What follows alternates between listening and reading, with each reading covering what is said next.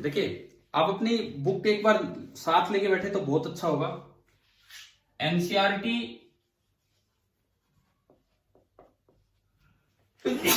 Sorry, page number 19 पे कोई paragraph है, तो वहां से एक बच्चे ने एक डाउट पूछा है। क्या वो स्टूडेंट है क्या अभी क्लास में जिन्होंने डाउट भेजा था अभी?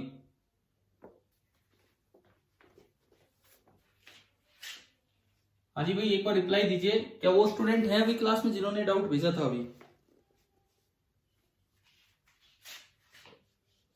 ठीक है, तो समझिए अभी, ई लिमिट एफ बाई क्यू।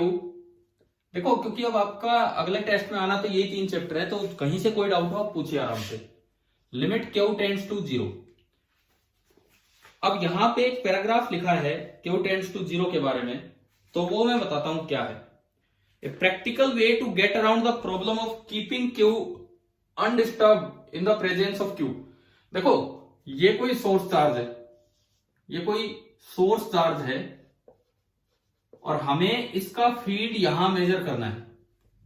ये कोई सोर्स चार्ज है और हमें इसका फील्ड यहां पे मेजर करना है किसी आर डिस्टेंस दूर। तो वैसे तो फील्ड होता है के क्यू बाई आर स्क्वायर, लेकिन इसको मेजर करने के लिए आपको एक टेस्ट चार्ज यहां रखना पड़ेगा। टेस्ट चार्ज रखोगे तो उस पर कोई फोर्स लगेगा, वो एफ मेजर करना पड़ेगा, और एफ बाई क्यू हम बोल देते हैं फील्ड।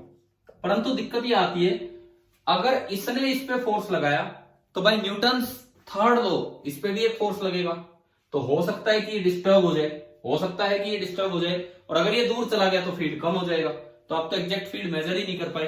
तो इसीलिए थ्योरेटिकली तो लिख देते हैं कि limit q tends to zero.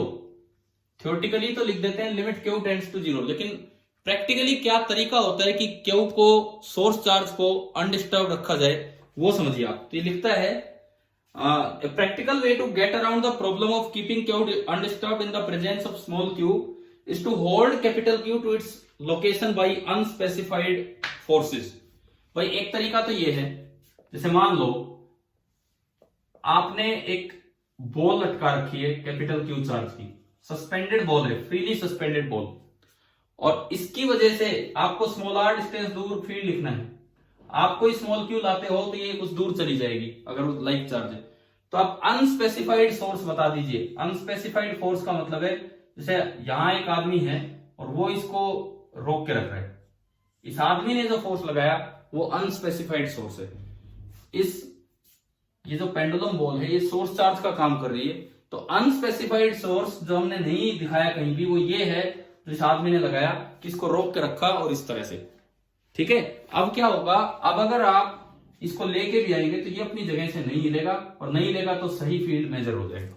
हमने बिना ये आदमी लगाए इस तरह के क्वेश्चंस करवाए हैं आपको, बिना ये आदमी लगाए इस तरह के क्वेश्चंस आपको इलेक्ट्रिक फील्ड के टाइम करवाए हैं कि E will be greater than F by q, E will be less than F by q, equal to F by q. तो अब देखना अपने सीपीपीज, उनमें ये सब काम करवा रखा है। अच्छा, उसके आगे लिखता है, ये तो एक बॉल का हो गया, उसके आगे लिखता है कि when we are considering the electric force on a test charge Q due to a charge planar sheet, ये कहता है कि मान लो ये सोर्स चार्ज ऐसे ना होके एक चार्ज प्लेनर शीट है, एक पूरी शीट है, और इस पे चार्ज है, और आपको इसकी वजह से फील्ड निकालना है। देखिए, we are considering the electric force on a test charge Q due to a charge planar sheet. The charges on the sheet are held to their locations by the forces due to unspecified charge constituents inside the sheet।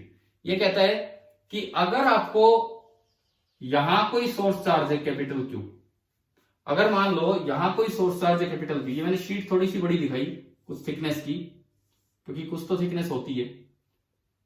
ये कहता है एक practical तरीका इसको रखने का, यहां तो पता है इसको मैकेनिकली पकड़ लो, शीट के अंदर मान लो ये कोई कैपिटल Q चार्ज है, और इसकी वजह से आपको यहां आर डिस्टेंस दूर फील्ड निकालना है। तो जब इसको लेके आओगे तो ये स्मॉल क्यू कैपिटल Q को रिपेल करेगा, स्मॉल क्यू कैपिटल Q को रिपेल करेगा, लेकिन हम चाहते हैं कि सोर्स चार्ज डिस्टर्ब ना हो, तो इस शीट के अंदर कोई अनस्पेसिफाइड चार्ज और रख दो Q डैश, इस शीट के अंदर कोई अनस्पेसिफाइड चार्ज और रख दो Q डैश, ताकि अगर इस पे फोर्स F लगा जो आपको मेजर करना है बाय न्यूटन थर्ड लॉ, इस पे भी F लगे, परंतु ये जो अनस्पेसिफाइड चार्ज है ये अपना फोर्स F लगा के उस F को बैलेंस करवा दे, ताकि सोर्स चार्ज पे नेट फोर्स कितना रहे, 0।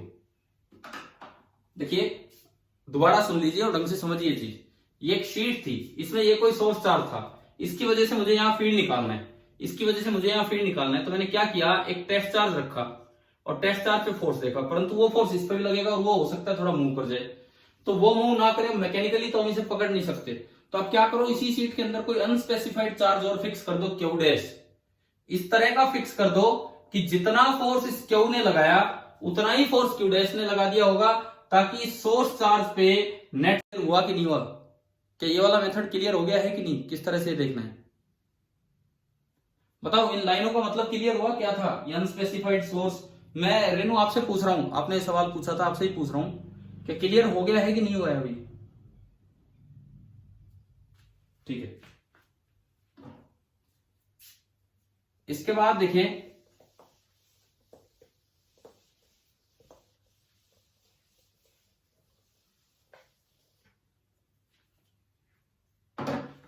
अच्छा एक बार आगे बढ़ने से पहले मैं एक दो चीज और आपको बताता हूं, उसके बाद हम मैग्नेटिज्म की तरफ चल रहे होंगे। जो पोटेंशियल टाइप चैप्टर है उसी में एक दो बातें, मतलब ये रिवीजन के तौर पे नहीं, कुछ नई बातें मैं उसमें बता रहा हूं आपको।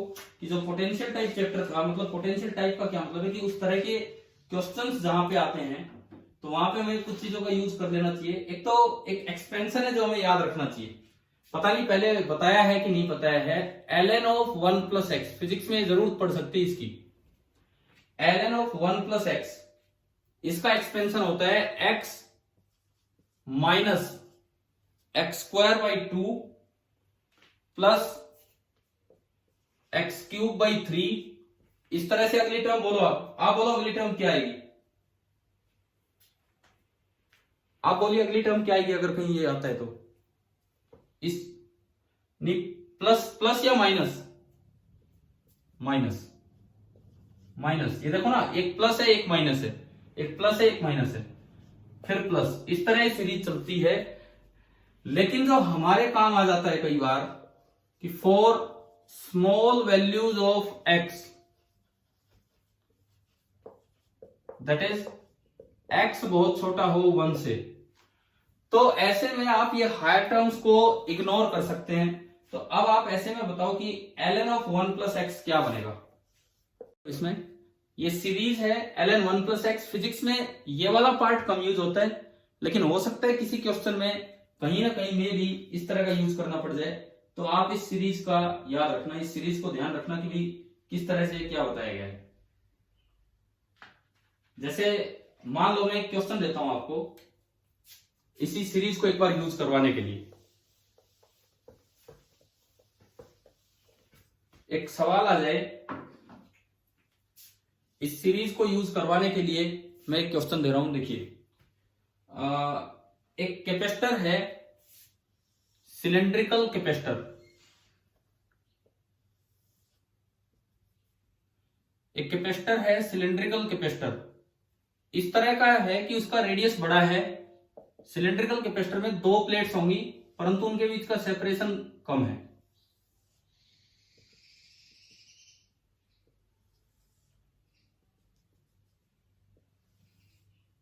ये आपको एक सिलेंड्रिकल कैपेसिटर दिया है, ये इसके 2 टर्मिनल्स हैं, एक ये और एक ये आपको इस सिलेंड्रिकल कैपेसिटर के 2 टर्मिनल्स दे दिए। और मान लो लेंथ ऑफ द कैपेसिटर, ये जो हाइट है ये L है, और हमें दिया गया है कि इनके बीच का सेपरेशन है D। अंदर वाले का रेडियस है R और इनके बीच का सेपरेशन है D, और D बहुत छोटा है R से। वैक्यूम है सारा। आपसे पूछा जाए कि इसकी कैपेसिटेंस बताओ, इसकी कैपेसिटेंस बताइए क्या होगी, बताइए कैसे लिखें इसकी कैपेसिटेंस। पहले बात, आपको क्या सिलेंड्रिकल कैपेसिटर का फॉर्मूला याद है या नहीं है, पहले ये बताओ।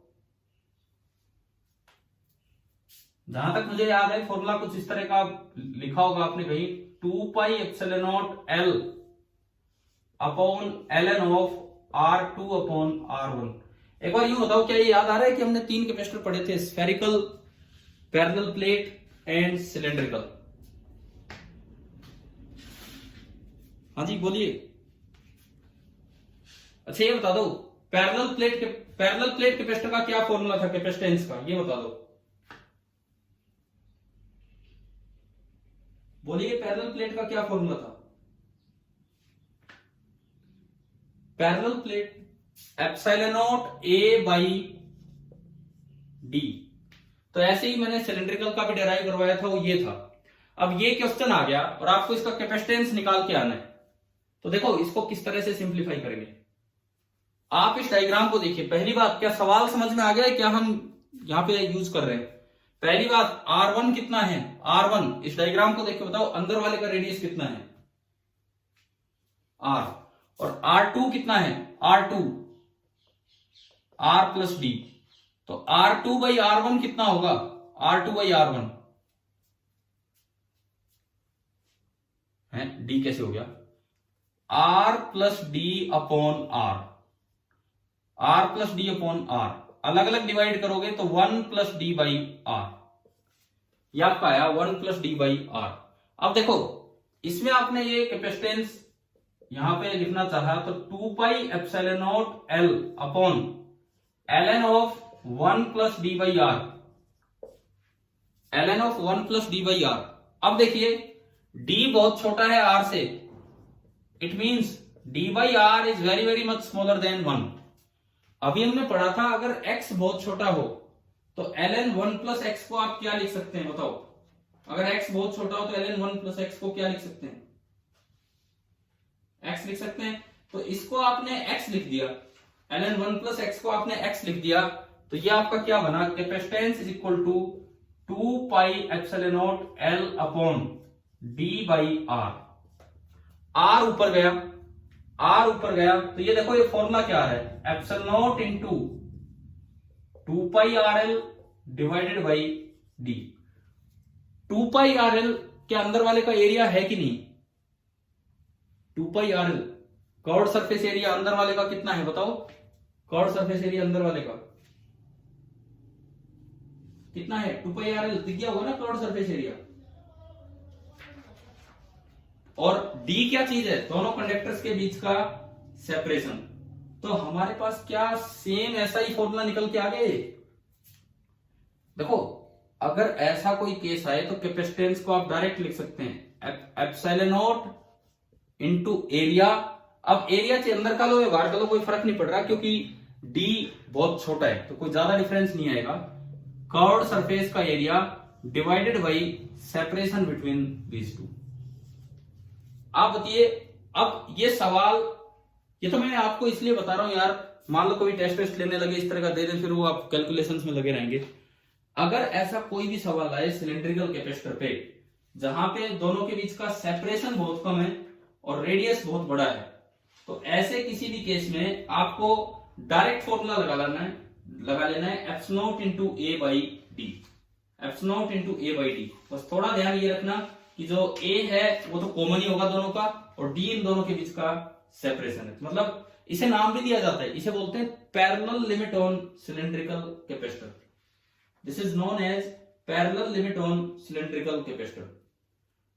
अब आज इस क्लास में, वैसे तो मैंने आपको मैसेज किया था मैं मैग्नेटिज्म की क्लास ले रहा हूं, लेकिन इस क्लास में जो भी मैं ये चीजें बता रहा हूं अपनी कॉपी में जहां उसको लिखने का उचित स्थान हो, मतलब प्रॉपर प्लेस पे आप वो चीज ऐड कर देना।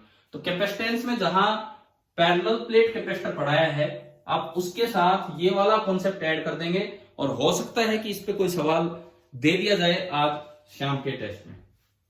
ठीक है ना? ये वाला नहीं आएगा। ये वाला कैसे आ जाएगा? मैं आपको ये बता रहा हूं कि तो टेस्ट तो बनाया थोड़ी मैंने, अभी टेस्ट तो शाम को बनाऊंगा। अच्छा एक और बात बताओ, टेस्ट में फिर भी नंबर कम क्यों आ जाते हैं? जब मान लो टेस्ट से पहले करवाते हैं और वो आ रहे हैं तो एटलीस्ट तब तो नंबर अच्छे आने चाहिए ना।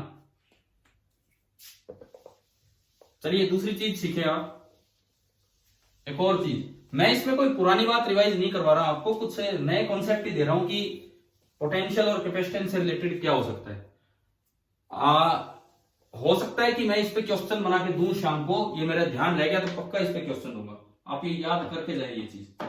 अच्छा अगली चीज सुनो, एक और चीज जो यहाँ पे जिसपे एक बार बोर्ड एग्जाम में भी क्वेश्चन आ चुका है, उसे बोलते हैं मेथड ऑफ इमेजेस। दरअसल ये पोटेंशियल वाले चैप्टर से है, method of images, this is from the chapter potential.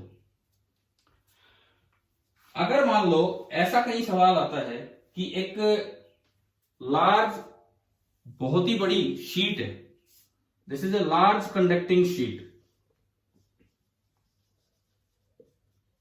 Large conducting sheet का मतलब है कि वो इंफिनिटी तक गई हुई है, और इंफिनिटी पे पोटेंशियल कितना होता है आप बताएं, इंफिनिटी पे पोटेंशियल कितना होता है? इंफिनिटी पे अक्सर हम पोटेंशियल कितना मानते हैं? 0। हाँ, तो दिस इज इक्वलेंट टू कि जैसे आपने इसकी अर्थिंग कर रखी हो, क्योंकि अर्थिंग करते हैं तो भी पोटेंशियल कितना हो जाता है? 0 हो जाता है। और वैसे इंफिनिटी पे पोटेंशियल 0 और कंडक्टर का हर जगह पोटेंशियल सेम होता है, यानी कि आपने इसको ऐसा बना दिया कि एक ऐसी शीट है जिसपे हर जगह पोटेंशियल है 0। अब एक मेथड ऑफ इमेजेस का एक स्टैंडर्ड क्वेश्चन है कि सीट, ये न्यूट्रल सीट है, ये पूरी न्यूट्रल सीट है, और इसके ऊपर एक चार्ज क्यू रखा है। देखो आप मान के चलो, मैं अगर आज शाम को टेस्ट में, क्योंकि मैं नए कॉन्सेप्ट आपको सिखा रहा हूं, तो जितना मेरे ध्यान रहेगा मैं इन पे सवाल देने की कोशिश करूंगा। अब आप उसको कितना अप्लाई कर पाते हैं, बात ये है वहां पे उस टेस्ट में। देखिए ये क्यू चार्ज है, ये लार्ज कंडक्टिंग शीट से कुछ हाइट पे रखा है, सपोज एल हाइट पे रखा हुआ है, एल डिस्टेंस यहां रखा हुआ है। अब यूं पूछा जाए कि इसकी वजह से, कंडक्टिंग प्लेन शीट की वजह से चार्ज क्यू पे फोर्स कितना लगेगा, सपोज ये सवाल हमारा आ गया। आपको ये मैंने क्वेश्चन दिया कि find force on q due to large conducting sheet. भाई पहली बात, ये तो न्यूट्रल शीट है, वो चार्ज है, क्या चार्ज और न्यूट्रल के बीच में अट्रैक्शन हो सकता है क्या? क्या चार्ज और न्यूट्रल के बीच में अट्रैक्शन हो सकता है, बताएं? बिल्कुल हो सकता है, ड्यू टू इंडक्शन। चार्ज और न्यूट्रल के बीच में अट्रैक्शन हो सकता है ड्यू टू इंडक्शन। अब फोर्स पूछ लिया यहां पे, मेथड ऑफ इमेज क्या कहता है, सुने।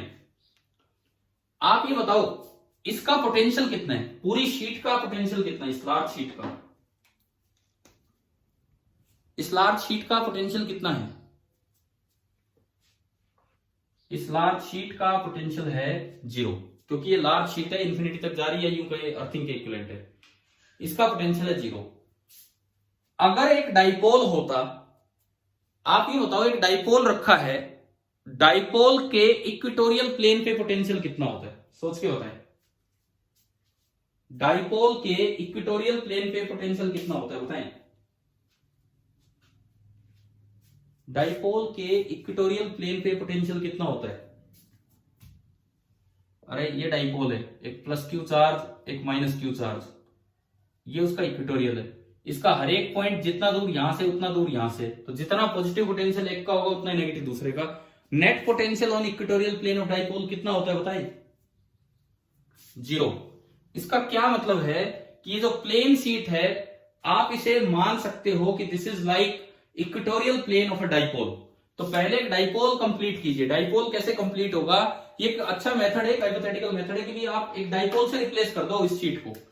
मान लो ये क्यू चार्ज है और ये इक्वेटोरियल प्लेन है, तो इक्वेटोरियल प्लेन तो परपेंडिकुलर बाइसेक्टर होता है, यानी कि इसकी इमेज मिरर में जैसे इमेज बनाते हैं, एल हाइट ऊपर ऑब्जेक्ट है तो एल हाइट नीचे इसकी आप इमेज बना दो, तो वो क्यू चार्ज है, तो यहां कितना चार्ज हो गया आपका, वो क्यू चार्ज ऊपर है तो नीचे कितना चार्ज हो गया माइनस क्यू, और ये लेंथ आपकी L1।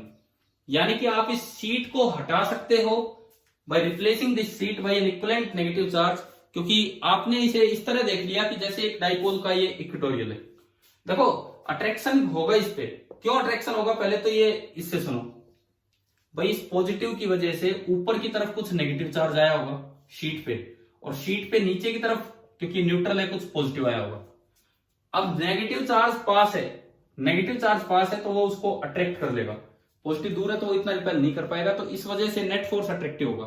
परंतु इसको शीट से निकालना बड़ा मुश्किल होता है। इसका इक्विवेलेंट मेथड जो मेथड ऑफ इमेजेस है, यहां से निकालना आसान है।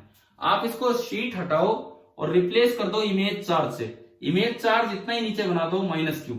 अब शीट हटाओ और अब कूलम स्लो लगा दो। अब कूलम स्लो लगा दो, बताओ उस पर कितना फोर्स लगेगा। अब बताओ आप ऊपर इस -q ने +q पे कितना फोर्स लगाया होगा, बोलो भाई कूलम स्लो से। K Q1 Q2 without sign रखना होता है क्योंकि हम मैग्नीट्यूड देख रहे हैं, डिवाइडेड बाई डिस्टेंस। डिस्टेंस कितना हो गया 2l का स्क्वायर, तो KQ²/4l²। ये बताओ क्या ये मेथड ऑफ इमेज याद हो जाएगा कि नहीं हमें, कि क्या करना होता है। जब भी कभी एक लार्ज शीट आए, इस तरह से लार्ज शीट आए, तो आप रिप्लेस कर दो उस शीट को, एक इक्वेटोरियल प्लेन बना दो और इमेज चार्ज से रिप्लेस कर दो, और फिर इमेज चार्ज ने जो उस पर फोर्स लगाया होगा वही यहां पे फोर्स हो जाएगा। क्या आ गया, समझ में आ गया ये पार्ट, ठीक है। अगला सवाल देखो, इसी में मैं अगला सवाल पूछता हूं पोटेंशियल से रिलेट करके, कि ये एक लार्ज शीट है, ये एक लार्ज शीट है, V0 है, लार्ज है इसलिए V0 है, क्वेश्चन में नहीं देगा लेकिन हमें पता है कि V0 है। इससे L हाइट ऊपर एक Q चार्ज रखा हुआ है और मुझे एक पॉइंट दे दिया यहां, R डिस्टेंस दूर यहां, P point. Find potential at point P, ये सवाल है। Find potential at point P, बताओ कैसे लिखें आप, क्योंकि हमें नहीं पता शीट पे तो कहां कितना चार्ज इंड्यूस हो रहा है उसकी कोई जानकारी हमें नहीं है यहाँ पे। तो अब आपको ये लिखना है कि पोटेंशियल एट पॉइंट P कितना होगा। बताइए मेथड ऑफ इमेज से कैसे जाए, कैसे लिखें।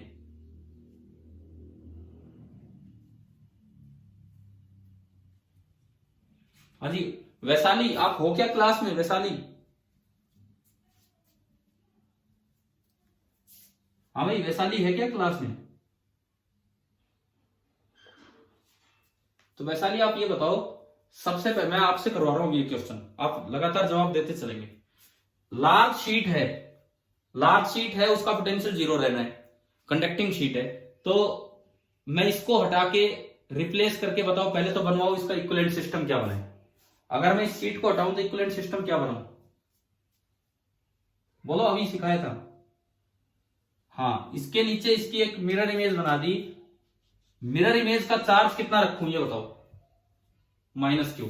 मिरर इमेज का जो चार्ज है दैट इज -q। अब वो सिस्टम रिप्लेस कर दिया इन दो चार्ज के सिस्टम से। इससे दूरी r है, ये दूरी l है, तो वैसा नहीं, ये बताओ ये डिस्टेंस कितनी होगी, ये डिस्टेंस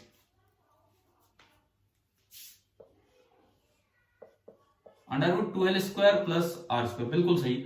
अब आप लिखो पोटेंशियल एट पॉइंट P क्या होगा, एक बार इसकी वजह से, एक बार इसकी वजह से, और पोटेंशियल स्केलर क्वांटिटी है तो डायरेक्ट ऐड होगा, और चार्ज को विद साइन रखना होता है क्योंकि स्केलर में हमेशा charge with sign.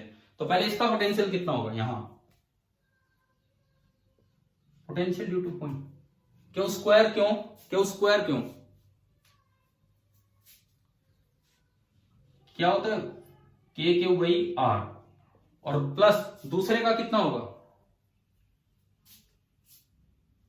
K × -q divided by √2l² + r²।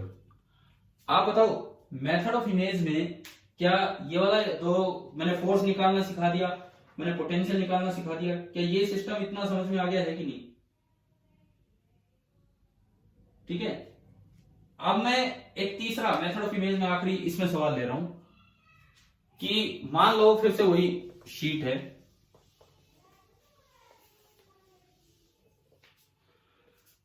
Suppose ये आपको शीट दी गई है, लार्ज कंडक्टिंग शीट है और इसके ऊपर चार्ज क्यों रखा है, तो अपने आप चार्जेस इंड्यूस होंगे plus minus.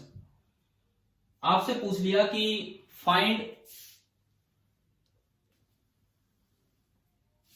EP of the system,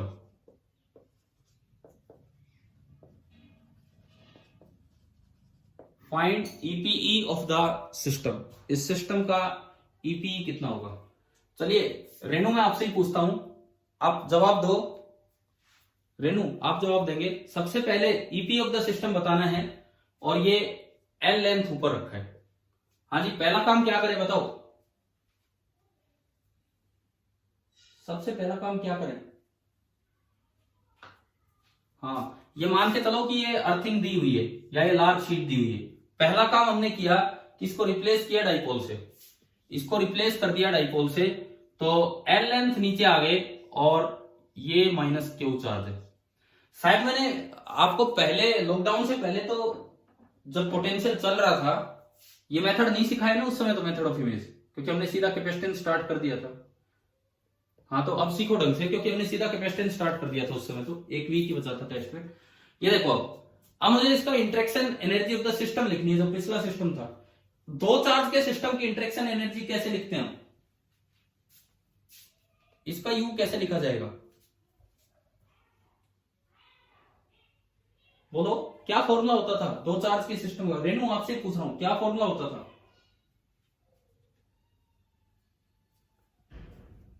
are square नहीं, यही एक गलती थी जो हम बस ध्यान दे रहे थे कि भाई क्या रखना है क्या नहीं।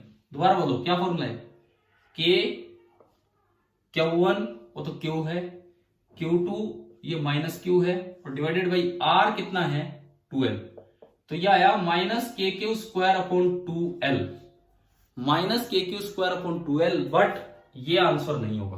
अब थोड़ा ध्यान दो, फोर्स डायरेक्ट निकल गया, पोटेंशियल डायरेक्ट लिख दिया। पोटेंशियल एनर्जी में थोड़ी सी दिक्कत है। यहाँ पे क्या दिक्कत है वो बताता हूं, सुने अब ध्यान से सुनना, क्योंकि ये क्वेश्चन आ सकता है इस तरह का। बच्चा मेथड ऑफ इमेज पढ़ के जाएगा और ये लगाएगा और ये आंसर गलत हो जाएगा। इसमें किस बात का ध्यान रखना आपको, सुनिए। अगर सिस्टम ये होता, अगर सिस्टम ये होता तो इसकी पोटेंशियल एनर्जी का मतलब है कि दोनों को इंफिनिटी से यहां तक लाने में कितना वर्क करना पड़ा होगा। अगर सिस्टम ये होता तो इसका मतलब होता कि इंफिनिटी से दोनों को यहां तक लाने में आपने कितना वर्क किया होगा, वो होगी इस सिस्टम की ईपी। तो दोनों को यहां तक लाने में आपको इतना वर्क करना पड़ा होगा। लेकिन जो एग्जैक्ट सिस्टम है उसमें एक न्यूट्रल प्लेट है और एक चार्ज है क्यू। आप दो चार्जेस को उठा के लाए हो कि एक को ही ला रहे हो? बताओ उस एग्जैक्ट सिस्टम में, जो एग्जैक्ट सिस्टम दिया है आपको, इस पे तो कोई चार्ज दिया ही नहीं आपने। आप एक ही चार्ज को उठा के ला रहे हो कि दोनों चार्ज को उठा के ला रहे हो? एक को। दूसरा चार्ज अपने आप कंडक्टर की बॉडी में इधर उधर होके, दूसरा चार्ज अपने आप कंडक्टर की बॉडी में इधर उधर होके जनरेट हो रहा है। कंडक्टर की बॉडी एक इक्विपोटेंशियल टाइप बॉडी होती है, तो हमें वहां कोई वर्क नहीं करना पड़ेगा, वो अपने आप हो जाएगा। आपको वर्क केवल एक को लाने में करना पड़ा। तो ये जो वर्क कैलकुलेट हुआ है ये तो दो को लाने में वर्क करना पड़ा, ये तो डबल वर्क हो गया। ये जो वर्क आपने अभी कैलकुलेट किया ये तो डबल वर्क हो गया, यानी कि उसमें तो आधा ही वर्क करना पड़ेगा, यानी कि वहां जो पोटेंशियल एनर्जी स्टोर होगी वो तो इससे आधी होगी। तो अब आप बताओ यू सिस्टम का आंसर क्या देंगे? यू सिस्टम का आंसर क्या देंगे आप? जो क्वेश्चन आया उसमें क्या आंसर होगा? Minus k q square upon, बोलिए, एल की 2L की 4L, 4L इससे आधा। बस ये पोटेंशियल एनर्जी वाले में इस बात का ध्यान रखना है। तो आप बताओ क्या मेथड ऑफ इमेज, क्या मेथड ऑफ इमेज आपको क्लियर हो गया है? किस तरह से मेथड ऑफ इमेज देखा है हमने? ठीक है, एक नया मेथड था आपके लिए कि जब भी कभी एक लार्ज शीट के सामने पॉइंट चार्ज आए, आप रिप्लेस कर दो डाइपोल से। फोर्स निकालना है सीधा निकालो, पोटेंशियल लिखना है दोनों की वजह से लिखो। लेकिन अगर एनर्जी लिखनी है तो दोनों में तो डबल वर्क करना पड़ा होगा और उसमें आधा वर्क होगा। तो जो एनर्जी इक्विवेलेंट सिस्टम की आई उससे आधी एनर्जी आप लिख लेंगे। ये आपका होगा मेथड ऑफ इमेजेस। अब बताइए क्या मेथड ऑफ इमेज बिल्कुल क्लियर हो गया है आप सभी को? हाँ जी, कोई डाउट है क्या इसमें मेथड ऑफ इमेजेस में? ठीक है ठीक है ठीक है। अब देखिए आगे बढ़ते हैं। मैंने आपको इक्विपोटेंशियल शायद बीच में करवा दिया था एक क्लास में, बताया था इक्विपोटेंशियल सरफेस क्या होती है, कि वो हमेशा फील्ड लाइंस के परपेंडिकुलर होती हैं। इक्विपोटेंशियल सरफेस हमेशा फील्ड लाइंस के परपेंडिकुलर होती है और उसके डायग्राम वगैरह करवा दिए ना वो तो इक्विपोटेंशियल वाला काम। ठीक है, क्योंकि वो वहां पे उस समय टाइम नहीं मिला था तो मैंने बाद में करवा दिया था। एक सवाल इक्विपोटेंशियल सरफेस पे आपसे पूछ रहा हूं, मैं न्यूमेरिकल बता रहा हूं इनमें किस तरह के न्यूमेरिकल जनरेट हो सकते हैं। इक्विपोटेंशियल सरफेसेस पे एक क्वेश्चन ले रहे हैं। सपोज कीजिए एक यूनिफॉर्म फील्ड है E,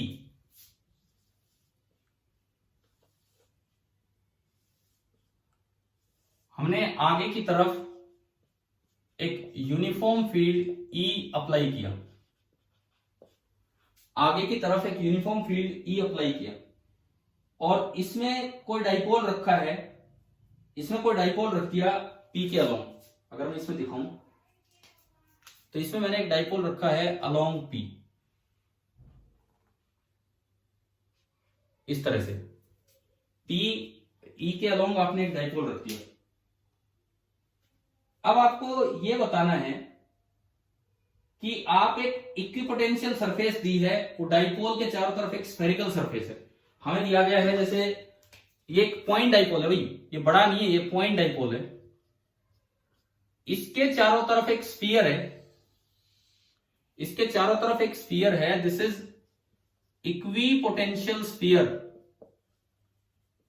this is equipotential sphere.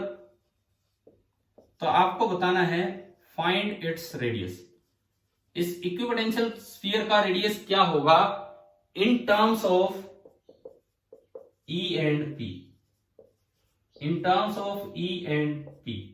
ये E एक्सटर्नल फील्ड है जिसके अंदर ये ब्लू कलर वाला डाइपोल रखा गया है।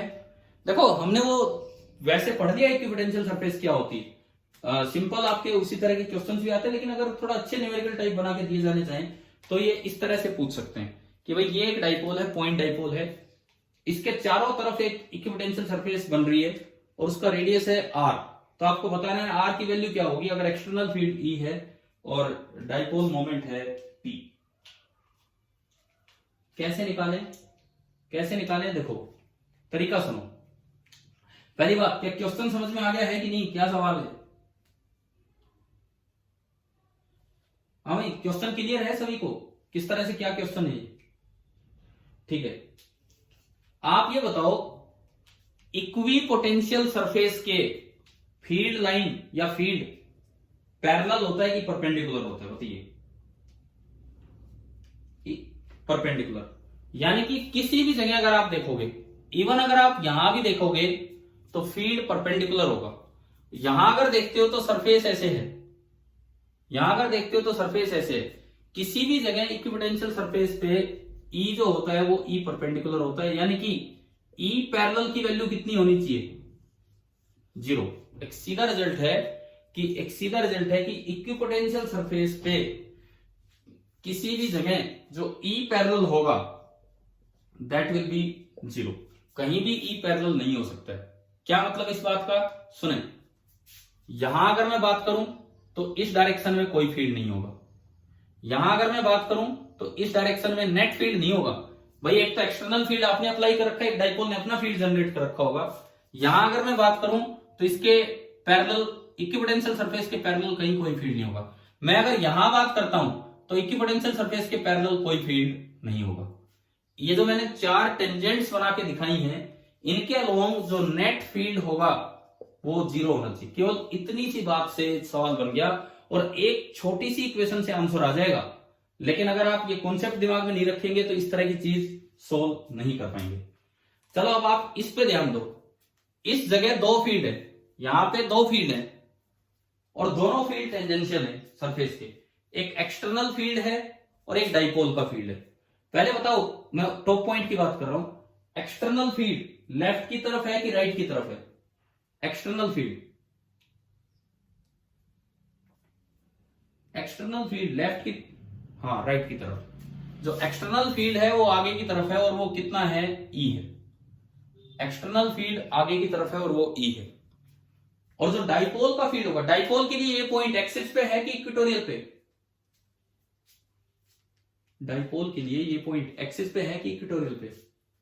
टॉप पॉइंट एक्सिस, डाइपोल ऐसे रखा है और ये पॉइंट यहां है, बताओ। R डिस्टेंस दूर है क्योंकि इस रेडियस का, इस स्फीयर का रेडियस R है। इक्वेटोरियल पे फील्ड किधर होता है?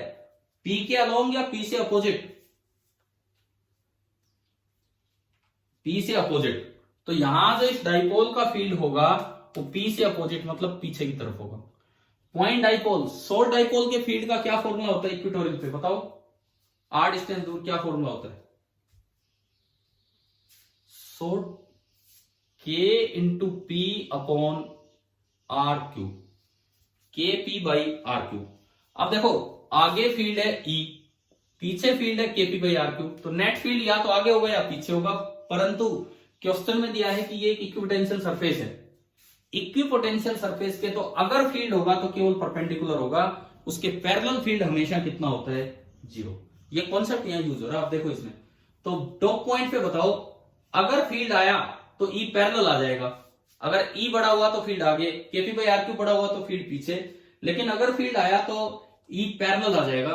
क्या E पैरेलल हो सकता है इक्विपोटेंशियल सरफेस पे? तो बताओ क्या इक्वेशन बनी यहां पे? क्या इक्वेशन बनी इस सब बात को अगर यहां पे यूज करें तो? हाँ, E इज इक्वल टू के पी बाई आर क्यूब। हमें निकालना था radius of equipotential surface in terms of P and E। तो यहां से आर क्यूब आ गया के पी बाई ई।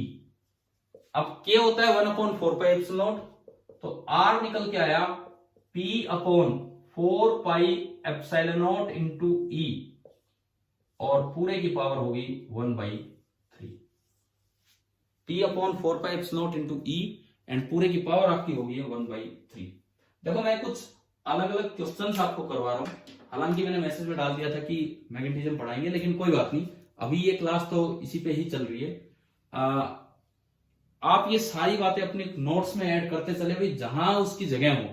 पोटेंशियल वाला पार्ट है, इक्विपोटेंशियल वाला पार्ट है, कहीं है आपकी कॉपी में, वहां लिखो। कैपेसिटेंस का करवाया जहां था वहां पे आप लिखिए। क्या ये समझ में आ गया यहां तक? ये वाला क्वेश्चन किस तरह से हमने किया, ठीक है। अब इसके बाद एक और चीज, इक्विपोटेंशियल सरफेस में एक और चीज मैं आपसे पूछता हूं। सपोज ये मान लिए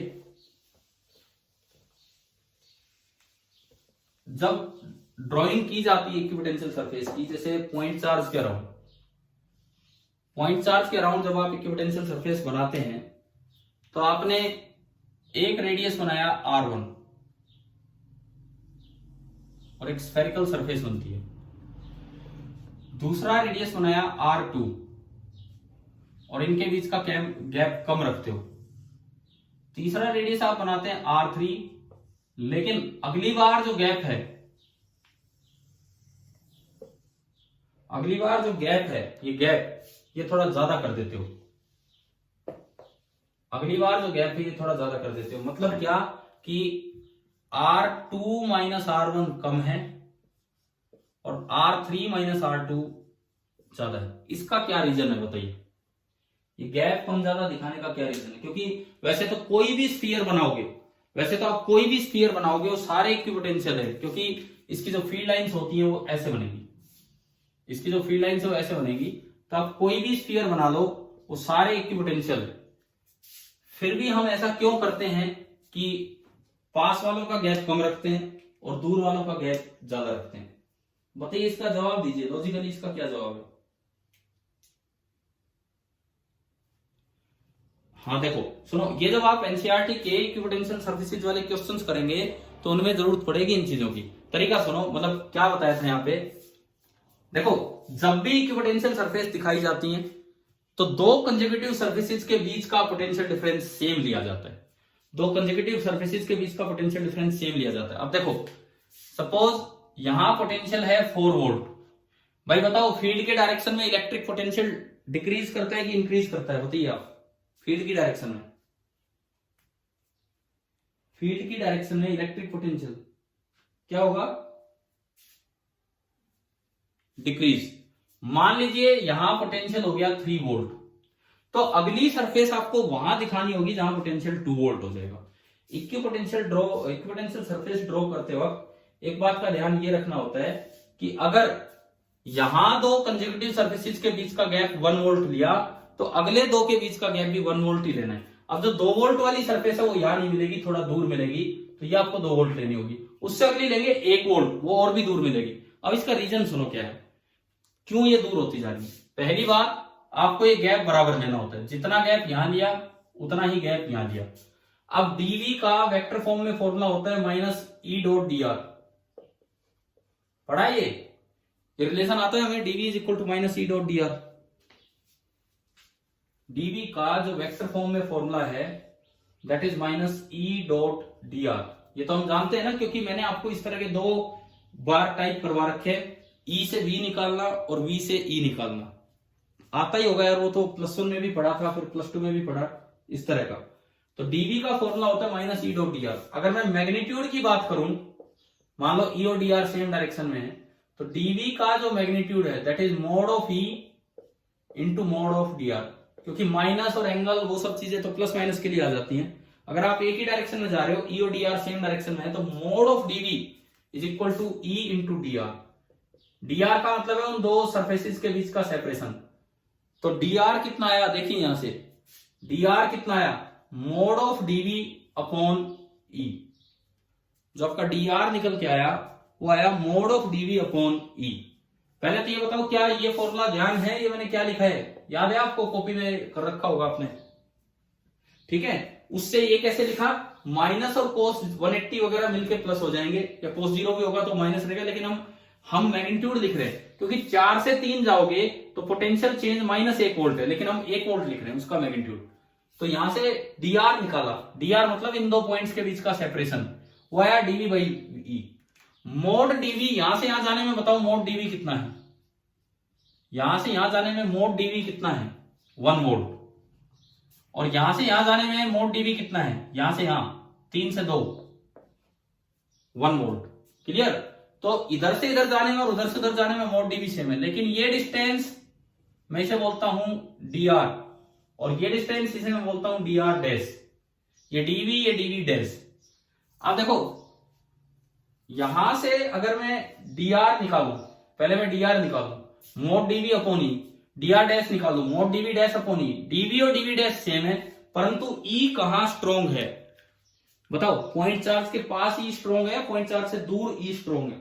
ई कहां पे स्ट्रोंग है, पास में। पॉइंट चार्ज के पास देखेंगे तो ई स्ट्रोंग है। अगर ई स्ट्रोंग होगा, dv सेम है और ई स्ट्रोंग है, तो dr क्या हो गया, इफ ई इज स्ट्रोंग, ज्यादा है वो, एंड dv सेम है यहां और वहां कंपेरिजन में, तो dr is less. dr is less का मतलब है कि स्पेसिंग इज लेस, कि इनके बीच में जो स्पेसिंग है वो कम है, और अगलों में जो स्पेसिंग होगी वो आपकी ज्यादा हो जाएगी। अभी बताइए, क्या ये सारी बातें समझ में आ गई हैं कि नहीं, किस तरह से ये चीजें इक्विपोटेंशियल सरफेस में यूज होगी। हाँ भाई, क्लियर हुआ ये पॉइंट, ठीक है। अब और इक्विपोटेंशियल सरफेसेस के जो आपके उसमें क्वेश्चंस हैं एनसीईआरटी में, एक बार देख लेना, कोई डाउट हो शाम तक पूछ लेना। मैं एक सवाल इस टाइप का पूछता हूं आपसे, जो एचसीवी में है इस टाइप के इक्विपोटेंशियल सरफेस में, और ये आपके पीएमटी एग्जाम में आए भी हैं, आते भी रहे, आते भी रहेंगे। कई बार जैसे इस तरह का कुछ दिया जाता है डायग्राम। अब एग्जैक्ट डायग्राम तो मुझे याद है नहीं क्या था उसमें, अच्छी वर्मा में ना, मेरे पास बुक है अभी। ये 2 एक्सिस दे रखे हैं, x axis y axis, x y plane है, और इसमें कुछ मान लो इक्विपोटेंशियल सरफेस आपको बना के दिखा दी। कैसी, यहां पे मार्किंग थी उसमें, जैसे एक 10 सेंटीमीटर, एक 20 सेंटीमीटर, एक 30 सेंटीमीटर, इस तरह से। और जो इक्विपोटेंशियल सरफेस है वो यूं दी गई है। ये एक सरफेस है, इसके पैरेलल ये एक सरफेस है, इक्विडिस्टेंट ये एक सरफेस है। ये आपको इक्विडिस्टेंट सरफेसेस दी गई, इसके साथ लिखा है 10 वोल्ट, यानी कि इसके हर पॉइंट पे पोटेंशियल है 10 वोल्ट। इसके साथ लिखा है 20 वोल्ट, इसके साथ लिखा है 30 वोल्ट। इस तरह का आपको दे दिया, और ये जो रेड कलर में दिखाने की कोशिश की है, दीज आर इक्विपोटेंशियल सरफेसेस, इस तरह से दिया गया। मान लो एंगल भी आप बुक का अगर आपके पास हो तो आप कंफर्म कर सकते हो, नहीं तो मैं वैसे ही जो मुझे ध्यान में लिख रहा हूं, 30 डिग्री ये एंगल है,